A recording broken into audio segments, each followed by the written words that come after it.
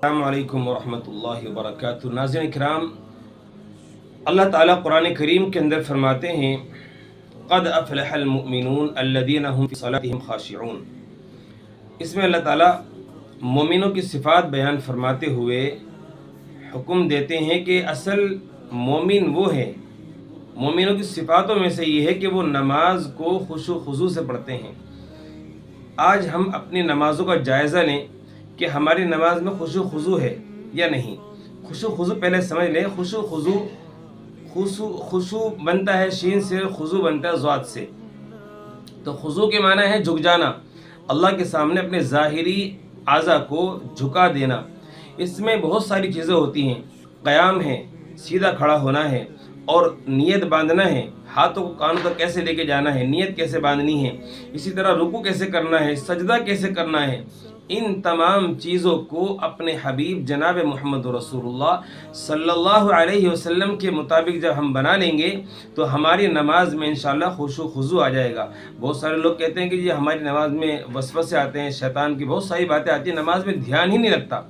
اس کی سب سے بڑی وجہ یہ ہے کہ ہم اپنی نماز کو حبیب جناب محمد رسول اللہ صلی اللہ علیہ وسلم کے طریقے کے مطابق نہیں پڑھتے۔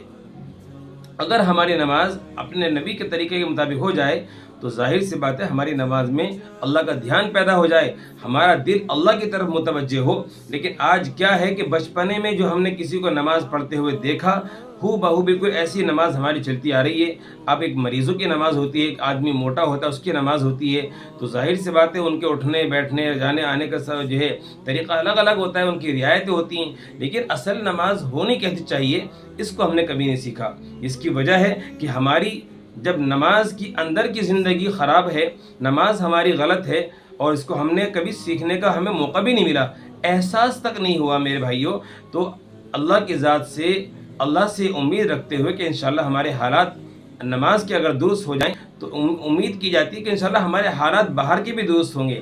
آج جو ہم پریشان ہیں، ہمارے حالات خراب ہیں، کاروبار کے لائن سے لوگ پریشان ہیں، بیمار ہیں، اور بہت سارے مسائل جو گھرے ہوئے ہیں، اس کی سب سے بڑی وجہ نماز میں ہمارا دھیان نہ لگنا ہے، نماز نہ پڑھنا ہے۔ نماز وقت پہ نہیں پڑھتے بہت سے لوگ۔ نماز کو اپنے وقت پر پڑھیے۔ اللہ تعالیٰ نے نماز کو اپنے وقت پر فرض کی ہے۔ سالوں گزر گئے فجر اور ظہر کو ایک ساتھ پڑھتے ہوئے، سالوں گزر گئے بہت سارے لوگوں کو۔ تو میرے بھائیوں، یہ نماز کے ساتھ مذاق ہے۔ نماز ایسی محترم بشان عبادت ہے کہ جس کا اللہ تعالیٰ نے مومنوں کی صفات میں سے سب سے پہلی صفت بیان فرمائی ہے۔ تو نماز کو ہم معمولی نہ سمجھیں، یہ اللہ سے لینے کا ڈائریکٹ ذریعہ ہے اور اپنے کام بنوانے کا ذریعہ ہے، اور اس کے بعد دعائیں قبول ہوتی ہیں، اللہ کی رضا ہمیں نصیب ہوتی ہے۔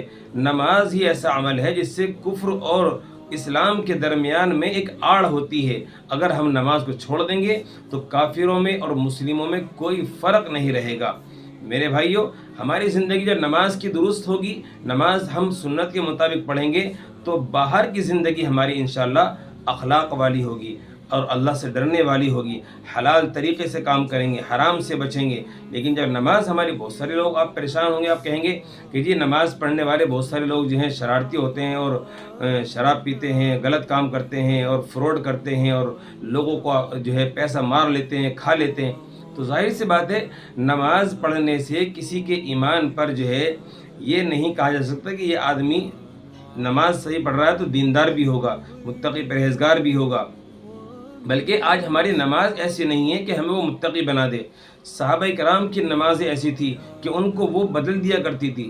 جب ہماری نمازیں سنت کے مطابق ہوں گی تو ہماری باہر کی زندگی بھی انشاءاللہ بدلے گی۔